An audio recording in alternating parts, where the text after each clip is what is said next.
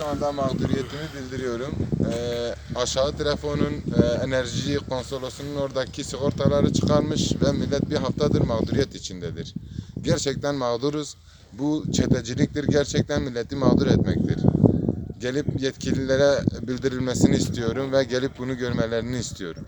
Küçücük bir şantel takmışlar, zaten 60-70 hanelik bir mahalledir. Dayanmıyor. O yüzden de yine de milleti mağdur ediyorlar. Bir haftadır böyle. Trafonun üstüne indirmişler sigortaları. Gelip iptal etmişler. Mazda'daki ekip.